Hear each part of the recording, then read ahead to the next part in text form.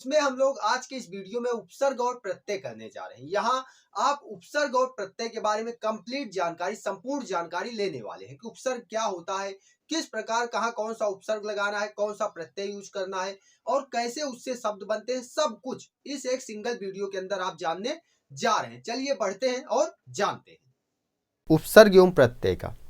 तो यहाँ हम कंप्लीट जानकारी इसके बारे में लेंगे। चलिए बढ़ते हैं और देखते हैं। सबसे पहले यहाँ पे आप देख रहे हैं कि जो शब्द रचना होती है वो तीन तरीके से होती है। कितने तरीके से? तीन तरीके से। एक होता है मूल शब्द के आरंभ में शब्द रूप जोड़कर, यानी कि मूल शब्द जो है उसके शुरुआत में कोई शब्द जोड़ दें या फिर कोई अक्षर जोड़ दें या फिर कोई अक्षरों का समूह जोड़ दें और उससे एक नया शब्द बना दें। और दूसरा है मूल शब्द के अंत में शब्द रूप जोड़कर, यानी कि जो मूल शब्द है उसके अंत में कोई शब्द जोड़ दें या शब्द रूप जोड़ दें, यानी कि जैसे कि अक्षरों का समूह जोड़ दें या फिर एक अक्षर जोड़ दें, तो उससे क्या होता है, एक नया शब्द बन जाता है। इसी तरीके से मूल शब्दों को मिलाकर, यानी कि दो मूल शब्द हैं उसको मिला दें, तब भी बन जाता है क्या, एक नया शब्द। तो मूल शब्द के आरंभ में जोड़कर कैसे बनता है, जैसे देखिए सुंदर क्या है, मूल शब्द है, उसमें आगे हमने एक अक्षर जोड़ दिया आ। क्या जोड़ दिया? आ। यानी कि आ का मतलब नहीं हो गया। सुंदर था यानी बहुत सुंदर है, अच्छा है, लेकिन जब आ जोड़ दिया तो क्या हो गया, असुंदर। इसी तरीके से दूसरा एग्जाम्पल लें, ईमान। ईमान मिस होता है ईमानदार टाइप का, अच्छा आदमी, लेकिन ईमान के पहले बे जोड़ दिया, यानी कि जिसके अंदर नहीं है क्या, ईमान। तो अब बे जोड़ दिया, बे क्या है, एक उपसर्ग है, उसको जोड़ दिया तो क्या बन गया, बेईमान। इसी तरीके से अंत में जोड़कर कैसे शब्द रचना की जाती है, जैसे सुंदर। सुंदर मूल शब्द है, इसमें अंत में जोड़ दिया ता, तो क्या हो गया, सुंदरता। ईमान है, उसमें लास्ट में जोड़ दिया तार, तो क्या हो गया, ईमानदार। ऐसे ही दो मूल शब्दों को जोड़कर, जैसे राष्ट्र एक मूल शब्द है, दूसरा शब्द है पिता, तो राष्ट्र और पिता को जोड़ा हमने तो राष्ट्रपिता बन गया। इसी तरीके से एक मूल शब्द है प्रधान, दूसरा मूल शब्द है मंत्री, तो प्रधान और मंत्री को जोड़ा हमने तो प्रधानमंत्री बन गया। तो इस प्रकार कुल मिलाकर तीन तरीके से शब्द रचना की जाती है।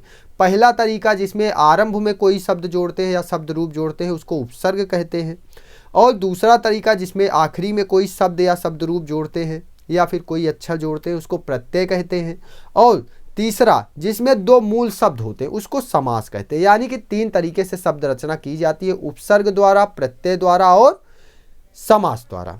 तो इस प्रकार हमने देखा शब्द रचना। अब देखते हैं उपसर्ग और प्रत्यय। क्या उपसर्ग और प्रत्यय ये क्या होता है, यानी कि उपसर्ग क्या है और प्रत्यय क्या है। तो उपसर्ग जो है जो शब्द से पहले जुड़ता है और उसके अर्थ में परिवर्तन कर देता है, उपसर्ग कहलाता है। प्रत्यय क्या है, जो शब्द के बाद में जुड़ता है और उसके अर्थ में परिवर्तन कर देता है, क्या कहलाता है, प्रत्यय कहलाता है। तो इस प्रकार देखने चल रहे हैं उपसर्ग। पहली डिफिनीशन लेते हैं, उपसर्ग क्या होता है। उपसर्ग क्या है, तो जैसा कि मैंने बताया ये जो है शब्द के पहले जुड़ते हैं। कहाँ जुड़ते हैं, शब्द के पहले, यानी कि मूल शब्द के पहले जुड़ेंगे और उसका अर्थ परिवर्तित कर देंगे। जैसे लिखा है, भाषा के वे लघुत्तम अर्थवान खंड जो शब्दों के आरंभ में लगकर नए शब्दों का निर्माण करते हैं, उपसर्ग कहलाते हैं। अगर आपसे कोई उपसर्ग की परिभाषा पूछता है तो इस प्रकार आप बता देंगे उपसर्ग। अब आपको याद करने की ट्रिक भी पता होनी चाहिए कि पहले कौन जुड़ता है, बाद में कौन जुड़ता है। अगर आपसे किसी ने पूछ लिया बताइए कि उपसर्ग पहले लगता है या प्रत्यय पहले लगता है, तो आप दिमाग लगाएंगे, भूल जाएंगे। वैसे नॉर्मल एक ट्रिक मैं बता देता हूँ। जैसे देखिए, उपसर्ग यानी कि ऊ क्या है, ऊ पहले आता है ना, और प्रत्यय में पा है तो पा बाद में आता है वर्णमाला में, तो ऊ पहले आता है तो उपसर्ग क्या हुआ, पहले जुड़ता है, और प्रत्यय यानी पा बाद में आता है वर्णमाला में, प्रत्यय क्या है, बाद में जुड़ता है। तो इस तरीके से आप याद कर सकते हैं। ठीक है, आगे देखते हैं। तो उपसर्ग यानी कि जो पहले जुड़ गया और एक अर्थवान शब्द, नया शब्द गढ़ दिया, वही क्या है, उपसर्ग है। जैसे आप यहाँ पर देख रहे हैं नियुक्त, क्या, नियुक्त। अब देखिए युक्त है, युक्त में नी जुड़ा तो क्या हो गया, नियुक्त हो गया। अब जैसे यहाँ पे आप देख रहे हैं नायक है, क्या है, नायक। नायक में हमने जोड़ दिया अधि, तो क्या हो गया, अधिनायक। क्या हो गया, अधिनायक। इसी तरीके से यश, यश में अप जोड़ दिया तो क्या हो गया, अपयश। यश मिस अच्छा और अप जोड़ दिया तो उसका निगेटिव मीनिंग आ गई, नकारात्मक अर्थ देने लगा। तो यानी कि उसके अर्थ में भी परिवर्तन हो जा रहा है उपसर्ग जोड़ देने से। आगे बढ़ते हैं, उपसर्ग के भेद देखते हैं। क्या देखेंगे? उपसर्ग के भेद। तो उपसर्ग के हम 3 भेद करते हैं। एक होता है तत्सम उपसर्ग, दूसरा होता है तद्भव उपसर्ग और तीसरा होता है आगत उपसर्ग। एक एक करके जानेंगे तत्सम उपसर्ग क्या है, तद्भव उपसर्ग क्या है और आगत उपसर्ग क्या है। बढ़ते हैं और देखते हैं तत्सम उपसर्ग। तत्सम उपसर्ग, जो उपसर्ग तत्सम शब्दों के साथ हिंदी में संस्कृत भाषा से आ गए हैं, यानी कि जैसे कि संस्कृत भाषा से हमें तत्सम शब्द मिले हैं, हम हिंदी भाषा में तत्सम शब्दों का प्रयोग करते हैं ना, वही वाला, तो उनके साथ कुछ उपसर्ग भी आ गए हैं। तो वही यहाँ परिभाषा में बता रहा है कि जो उपसर्ग तत्सम शब्दों के साथ हिंदी में संस्कृत भाषा से आ गए हैं तथा हिंदी के तत्सम शब्दों के ही प्रारंभ में जुड़कर शब्द बनाते हैं, वह तत्सम उपसर्ग कहलाते हैं। यानी कि संस्कृत भाषा से हिंदी में आए हैं, तत्सम शब्दों के साथ आए हैं और तत्सम शब्दों के साथ ही जुड़कर एक नया शब्द बनाते हैं, वही क्या है? तत्सम उपसर्ग है। ठीक है, उदाहरण देख लेते हैं। तो उदाहरण में आप देखेंगे जैसे नी, आप देख रहे हैं पहला है नी। तो नी क्या है? उपसर्ग है। नी का मतलब होता है नीचे या फिर निषेध। जैसे वास, वास का क्या है? आगे लग गया नी तो क्या हो गया? निवास। ऐसे यम, यम में आगे उपसर्ग लग गया नी तो क्या हो गया? नियम। युक्त, युक्त में आगे लग गया नी तो क्या हो गया? नियुक्त। ऐसे निबंध, ऐसे आप देख रहे हैं रूपण, रूपण में नी जुड़ गया निरूपण। ठीक है, पुड़ता, पुड़ता में नी जुड़ गया निपुड़ता हो गया। ठीक है, ऐसे पात, पात में नी जुड़ गया तो निपात हो गया। निधन रोध, निरोध। ऐसे ही अगला देखें तो अगला उपसर्ग है परा। ये सारे जो है तत्सम उपसर्ग अभी हम देख रहे हैं। परा यानी कि विपरीत या पीछे, इसका अर्थ होता है पराजय। देखिए पराजय, जय से पीछे रह गया। अब जय मीन्स होता है जीत जाना और जय से पीछे रह गया यानी कि पराजय हो गई। ऐसे क्रम, पराक्रम। ठीक है, परामर्श, पराकाष्ठा, पराभूत, परास्त। एक बार आप इसे और पढ़ लीजिएगा खुद से भी, स्क्रीनशॉट लेकर भी। आगे देखते हैं परि, परि मीन्स होता है चारों ओर या फिर आसपास। जैसे वल्तन, परिवर्तन, चालक, परिचालक। ठीक है, क्रमा, क्रमा में आगे जुड़ गया परि तो परिक्रमा। ठीक है, राम, राम में परि जुड़ गया परिणाम। ठीक है, ऐसे परिपूर्ण, परिपक्व, पर्यटन, परिवार, ये सब जो है प्रत्यय इसके साथ उपसर्ग जुड़कर क्या बन रहे हैं? एक नए शब्द बन रहे हैं। जैसे पूर्ण में परि जुड़ा तो परिपूर्ण हो गया, परि के साथ पक्व जुड़ गया यानी कि पक्व जो है मूल शब्द है उसमें परि जुड़ गया तो परिपक्व हो गया। इसी तरीके से अगला उपसर्ग है प्रा। क्या है? प्रा, प्रा मीन्स होता है अधिक या फिर आगे। जैसे लय, लय में प्रा उपसर्ग जुड़ा, क्या हो गया? प्रलय। सिद्ध में प्रा उपसर्ग जुड़ा तो क्या हो गया? प्रसिद्ध। यत्न में प्रा उपसर्ग जुड़ा तो क्या हो गया? प्रयत्न। बल में प्रा उपसर्ग जुड़ा, क्या हो गया? प्रबल। इसी तरीके से प्रयोग, प्राचार्य, प्रस्थान, प्रताप, आप इन सभी शब्दों में देख सकते हैं प्रा उपसर्ग जुड़कर एक नया शब्द बना रहा है। अगला उपसर्ग है प्रति। क्या है? प्रति यानी कि विरुद्ध। जैसे अक्ष, अक्ष में आगे प्रति जुड़ा तो क्या हो गया? प्रत्यक्ष।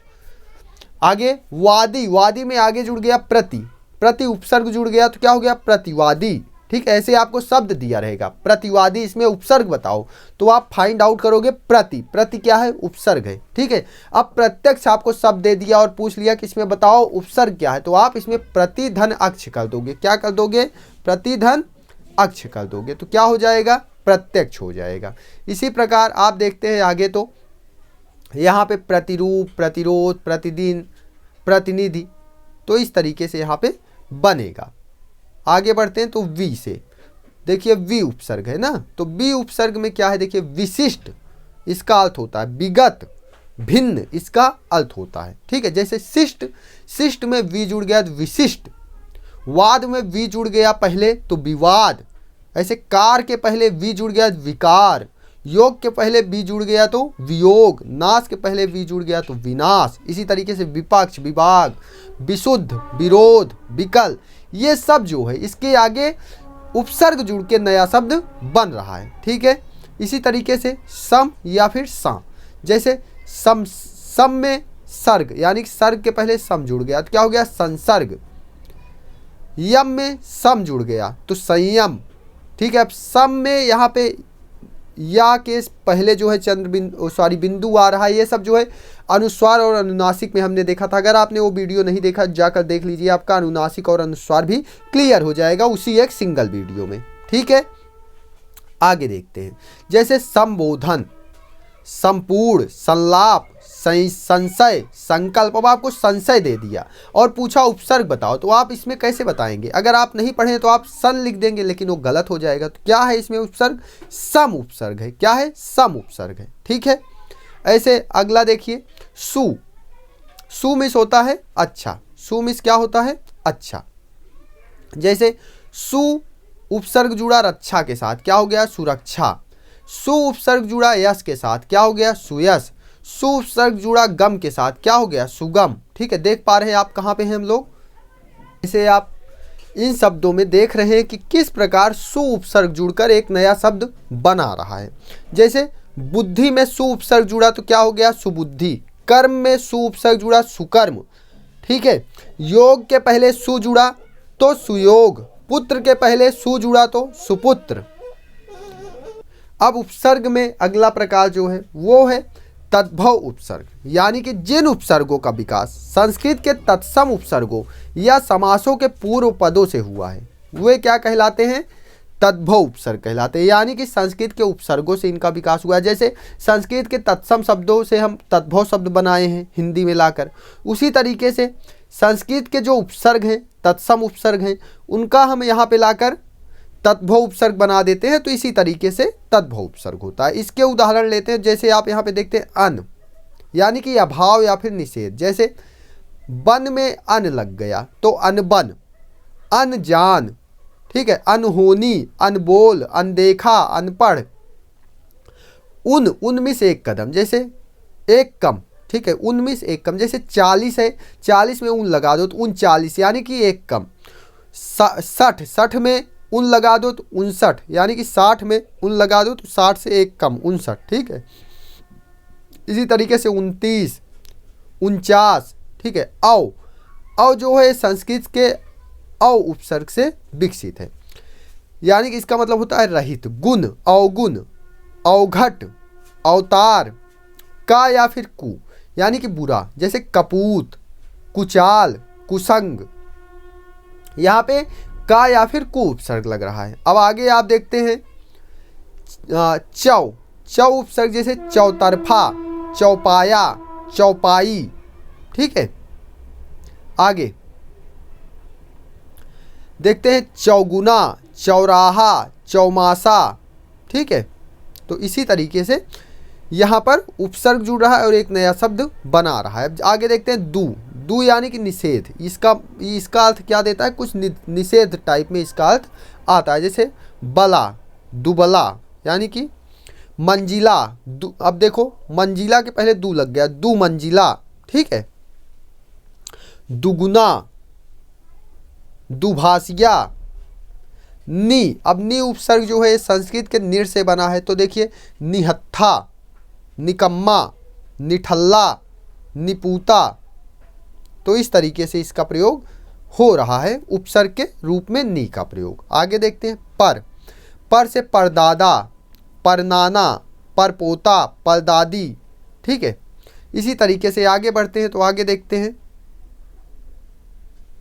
भर से पूरा, यानी कि भरपूर, भरमार, भरपेट, भरसक, यानी कि बहुत ज़्यादा। ठीक, बिन यानी कि बिना, बिन ब्याही, बिन जाने, बिन देखे, बिन मांगे। अब मांगे, देखे, जाने, ब्याही ये सब मूल शब्द है। इसके पहले बिन उपसर्ग जुड़ गया है। देखिए सु मिस अच्छा होता है, सा मिस अच्छा होता है। ठीक है, जैसे घड़, सुघड़, सपूत। वहाँ पे हमने का और कु देखा था, यहाँ पे सा और सु देख रहे हैं। ठीक है, सुराज, सुदूर, सुचाल, सुडौल। इसी तरीके से अब आगत उपसर्गों की बात करें तो विदेशी भाषाओं से जो उपसर्ग हमारे यहाँ आ गए हैं उन्हें कहते हैं आगत उपसर्ग। ठीक है, जैसे अरबी फारसी के उपसर्ग देख लेते हैं तो खुश। अब देखिए खुशबू। ठीक है। बू मीन्स होता है गंध, अब उसमें खुश आ गया तो अच्छी बू हो गई, खुशबू हो गई, ठीक है। आगे खुश किस्मत, खुश मिजाज, खुश दिल, तो इस तरीके के शब्द बनते हैं क्या लगाकर, खुश उपसर्ग लगा। अब यहाँ पे आप देख रहे हैं खा के बगल नुक्ता है, ध्यान रखिएगा। दर, अब जैसे दर असल, दरमियान, दरकार, दर गुजर, अब यहाँ पे आप देख रहे हैं दर उपसर्ग लगाकर बन रहा है, जो कि अरबी फारसी के उपसर्ग हैं। इसी तरीके से अरबी फारसी का और उपसर्ग देखें, जैसे कम, गैर, ला, तो कम को देखें तो कम मिस होता है थोड़ा, जैसे कमजोर, कम कीमत, कम अकल, कम खर्च, ठीक है। आगे देखिए गैर, गैर मिस अलग, जैसे जरूरी में गैर लग गया, गैर जरूरी, गैर मौजूदगी, गैर हाजिरी, गैर कानूनी, ठीक है। इसी तरीके से आप देखते हैं अरबी फारसी के उपसर्ग। अब देख लीजिए आगत उपसर्गों में अंग्रेजी के उपसर्ग भी हैं कुछ, इनको देखिए, जैसे चीफ, जैसे chief minister, chief secretary, chief justice, ठीक है। ये शब्द जो है, जैसे हम जो इंग्लिश के शब्द लिए, अंग्रेजी के शब्द लिए, उनके साथ उनके उपसर्ग भी आ गए हैं, ठीक है। उनके जिसे हम प्रीफिक्स बोलते हैं वो भी उनके साथ आ गए हैं, ठीक है। जनरल, जैसे मैनेजर पहले जनरल जुड़ गया, जनरल मैनेजर, ठीक है। जनरल मिस होता है प्रधान। सेक्रेटरी, जनरल सेक्रेटरी, ठीक है। अब वाइस भी, अब जैसे प्रिंसिपल हमने अंग्रेजी का शब्द लिया, उसके साथ अंग्रेजी का उपसर्ग भी आ गया, vice principal, vice chancellor, vice chairman.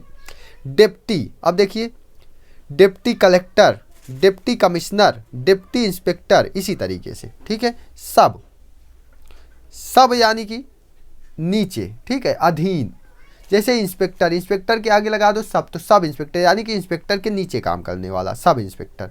Sub division, sub committee, इसी तरीके से नए शब्द बन रहे हैं उपसर्ग जुड़कर, ठीक है। समझ आ रहा है, आगे बढ़ते हैं।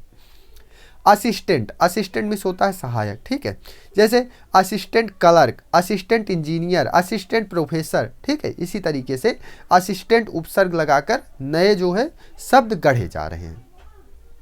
अब देखिए हेड, हेड मिस होता है मुख्य। मास्टर, मास्टर में हेड जुड़ गया, हेड मास्टर, ठीक है। हेड क्लर्क, ठीक है। आगे देखिए प्रत्यय, अब प्रत्यय की बात करेंगे, किसकी बात करेंगे, प्रत्यय की। उपसर्ग हमने देख लिया, उपसर्ग में हमने जाना कि उपसर्ग क्या होता है, उपसर्ग कितने प्रकार से बनाए जाते हैं, ठीक है। अब यहाँ पर हम प्रत्यय की बात करेंगे। प्रत्यय क्या है, तो प्रत्यय भाषा की लघुत्तम अर्थवान इकाई है, जो शब्द के अंत में लगकर नए शब्द बनाते हैं, प्रत्यय कहलाते हैं। जैसा कि मैंने शुरू में ही बता दिया कि प्रत्यय क्या होता है, जो आखिरी में जुड़ता है शब्द के, वही क्या है, प्रत्यय है। जैसे सुंदर में ता जुड़ गया तो सुंदरता, ईमान में दाल जुड़ गया तो ईमानदार। आगे बढ़ते हैं तो प्रत्यय के प्रकार की बात करेंगे। जैसे हमने उपसर्ग के प्रकारों की बात की, वैसे प्रत्यय के प्रकारों की भी बात करेंगे। 2 आधारों पर विभाजन होता है, उसमें क्या होता था, 3 आधारों पर होता था उपसर्ग में, इसमें 2 आधारों पर होगा, ठीक है। एक संस्कृत परंपरा के आधार पर और दूसरा प्रकार के आधार पर। संस्कृत परंपरा के आधार पर प्रत्ययों का विभाजन, जो संस्कृत परंपरा है उसमें प्रत्ययों का विभाजन किस प्रकार किया जाता है, तो हम देखते हैं इसमें 2 प्रकार के प्रत्यय माने गए हैं। एक होता है कृत प्रत्यय और दूसरे होते हैं तद्धित प्रत्यय। कृत प्रत्यय क्या है, तो कुछ प्रत्यय क्रिया शब्दों में लगकर संज्ञा और विशेषण शब्द बनाते हैं। यानी कृत प्रत्यय कहाँ लगते हैं, क्रिया में लगते हैं, और क्या बना देंगे, संज्ञा और विशेषण, यानी कि नाउन एंड एडजेक्टिव बना देते हैं, ठीक है। ऐसे प्रत्ययों को कृत प्रत्यय कहा जाता है। और दूसरे प्रकार के प्रत्यय जो है संस्कृत परंपरा में, वो है तद्धित प्रत्यय। ऐसे प्रत्यय जो क्रिया के अलावा अन्य शब्दों जैसे संज्ञा विशेषण अव्यय आदि में लगते हैं और संज्ञा विशेषण अव्यय आदि ही बनाते हैं, ठीक है। यानी कि एक प्रकार की संज्ञा होगी उसमें लगेगा, दूसरे प्रकार की संज्ञा बन जाएगी। एक प्रकार की संज्ञा होगी उसमें लगेगा और उसका विशेषण में परिवर्तन कर देगा। इसका उदाहरण हम अभी आगे देखेंगे। उदाहरण देख लेते हैं। जैसे यहाँ पे आप देख रहे हैं कि प्रत्यय है अक। अब उदाहरण इसका देखिए, नर्तक, नर्त में लग गया अक तो क्या हो गया, नर्तक। अब जैसे ये वाला देखिए, ना प्रत्यय लगा ओढ़ना में, ठीक है, तो क्या बन गया, ओढ़ना, एक नया शब्द बन गया ओढ़ में ना लगकर। अब दार, देनदार, ठीक है। अब तद्धित प्रत्यय, तद्धित प्रत्यय देखिए त्वा, क्या है, त्वा है। जैसे देव में त्वा जुड़ा तो देवत्व हो गया। खेत में ई जुड़ी खेती हो गई, खोर जुड़ा देखो, अब जैसे रिश्वत में तो रिश्वत खोर हो गया, ठीक है। अब यहाँ पे हम देख रहे हैं खोर जो है ये प्रत्यय है, ठीक है। अब ये रिश्वत में जुड़ा, किसमें, संज्ञा में जुड़ा, आप देख रहे हैं संज्ञा में जुड़ा और क्या बना दिया, विशेषण बना दिया, रिश्वत खोर, ठीक है। रिश्वत क्या है, संज्ञा है, नाम है, और खोर जब जुड़ गया रिश्वत खोर बन गया, जो कि क्या हो गया, एडजेक्टिव हो गया, जिसे हम विशेषण कहते हैं, ठीक है। आगे बढ़ते हैं, प्रकार के आधार पर विभाजन देख लेते हैं प्रत्ययों का। तो इस विभाजन में कुछ प्रत्यय लिंग परिवर्तन का कार्य करते हैं, किसका, लिंग परिवर्तन का, यानी कि जेंडर चेंज कर देंगे, ठीक है। और कुछ संज्ञा से विशेषण, विशेषण से संज्ञा आदि बनाते हैं, यानी कुछ प्रत्यय जुड़ेंगे, संज्ञा रहेगी तो उसको विशेषण बना देंगे, विशेषण रहेगा तो उसको संज्ञा बना देंगे। इसी में कुछ प्रत्ययों से संज्ञा के व्यवसाय, स्थान आदि का पता चलता है, व्यवसाय का, स्थान का, इन सब चीज़ों का पता चलता है, उदाहरण में अभी देखेंगे, ठीक है। और इन्हीं प्रकारों के आधार पर इसके अलग अलग भेद किए गए हैं, इन्हीं आधारों पर इसके अलग अलग भेद कर दिए गए। जैसे पुल्लिंग से स्त्रीलिंग बनाने वाले प्रत्यय आप देखेंगे तो बाल पुल्लिंग है, इसमें आ प्रत्यय जुड़ गया बाला, प्रिय पुल्लिंग है, आ प्रत्यय जुड़ा प्रिया, सुत सुता, शिष्य शिष्या। अब ई प्रत्यय जुड़ेगा, जैसे घोड़ा पुल्लिंग है, उसमें ई प्रत्यय जुड़ा घोड़ी हो गया, बेटा पुल्लिंग है, ई प्रत्यय जुड़ा स्त्रीलिंग हो गया, ठीक है। अब दास पुल्लिंग है, इसमें ई प्रत्यय जुड़ा दासी हो गया, देव का देवी हो गया। अब आनी जैसे नौकर नौकरानी, देवर देवरानी, जेठ जेठानी, मेहतर मेहतरानी, ठीक है, इस तरीके से बनेगा। अब जैसे आइन, आइन प्रत्यय जुड़ेगा तो पंडित पुल्लिंग है, पंडिताइन बना देगा, बाबू बबुआइन बना देगा, ठीक है। कुत्ता, अब इया प्रत्यय जुड़ेगा, कुत्ता में तो कुतिया बन गया, बंदर बंदरिया, चूहा चूहिया, बूढ़ा बुढ़िया। अब नी प्रत्यय जुड़ेगा तो मोर का मोरनी कर देगा, चोर का चोरनी कर देगा, ऊँट का ऊँटनी, जाट का जाटनी। अब इका प्रत्यय जोड़ते हैं, जैसे गायक गायिका, नायक नायिका, लेखक लेखिका। इसी तरीके से आप तमाम शब्दों में इका जोड़कर नए शब्द गढ़ सकते हैं, ठीक है।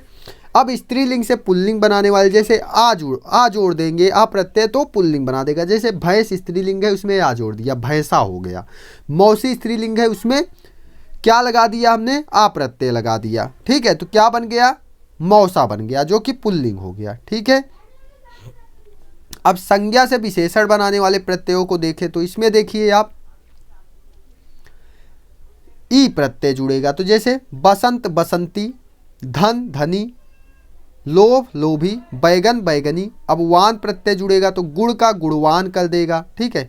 अब गुड़ क्या है, संज्ञा है, अब गुणवान क्या है, विशेषण है, ठीक। धन धनवान, धन संज्ञा है, अब धनवान विशेषण हो गया। आवना, अब डर क्या है, संज्ञा है, अब डरावना हो गया, आवना लग गया इसमें, ठीक है। अब जैसे डरावना दिया है आपको और इसमें पूछ लिया कि इसमें प्रत्यय बताओ, तो आप पढ़ें, आप बता देंगे तुरंत डरावना। आप देखो डर और आवना, आवना इसमें प्रत्यय है, ठीक है। तो इस तरीके से इसकी भी प्रैक्टिस आपको करके रखनी है। स्क्रीनशॉट ले सकते हैं आप, और स्क्रीनशॉट लेकर पूरा एक बार आप पढ़ लीजिएगा, ठीक है। आगे जैसे आ प्रत्यय जोड़ते हैं तो भूख भूखा, कृपा। अब देखो लू प्रत्यय जोड़ेंगे कृपा में कृपालु, ऊ प्रत्यय जोड़ेंगे बाजार में बाजारू, मान प्रत्यय जोड़ेंगे बुद्धि में तो बुद्धिमान, ठीक है। तो इसी तरीके से और भी शब्द बगल में लिखे हुए हैं, आप एक बार देख लीजिएगा। अब आगत यानी कि जो विदेशी प्रत्यय है उसके उदाहरण देख लेते हैं, जैसे आना प्रत्यय, ठीक है, साल में जुड़ा सालाना, मेहनताना, रोजाना। नाक प्रत्यय जैसे खतरनाक, शर्मनाक, दर्दनाक। इना प्रत्यय जैसे महीना, सबीना, नगीना। ये सब मूल शब्दों में किस प्रकार जुड़कर नया शब्द बना रहे हैं आप अपनी स्क्रीन पर देख रहे हैं। अब जैसे देखिए अंदाज, अब तीर में जुड़ा तीरंदाज, गोला में जुड़ा गोलंदाज, नज़र में जुड़ा नज़रअंदाज, ठीक है। अब दार, दार प्रत्यय दुकान में जुड़ा दुकानदार, मकान में जुड़ा मकानदार, ईमान में जुड़ा ईमानदार। अब दान प्रत्यय पान में जुड़ा पानदान, पीक में जुड़ा पीकदान, कमल में जुड़ के कमलदान, ठीक है। बाज, अब देखिए नुक्ता वाला है, ध्यान रखिएगा, अरबी फारसी वाला वही। धोखा धोखेबाज, पतंग पतंगबाज, चाल चालबाज, और बाकी ऐसे बहुत सारे शब्द आप बना सकते हैं। मंद, अब देखो अक्लमंद, दौलतमंद, ज़रूरतमंद। तो इस प्रकार यहाँ पर हमने कंप्लीट जानकारी ली उपसर्ग और प्रत्ययों के बारे में। आशा करता हूँ आपने समझा होगा, आपको समझ आया होगा, ठीक है। इसका PDF अगर आप चाहेंगे तो मैं प्रोवाइड करा दूंगा, लिंक डिस्क्रिप्शन में मिल जाएगा, आप वहाँ से जाकर देख लीजिएगा। ठीक है। इस प्रकार उपसर्ग और प्रत्यय के बारे में हमने यहाँ कंप्लीट जानकारी, संपूर्ण जानकारी हासिल की।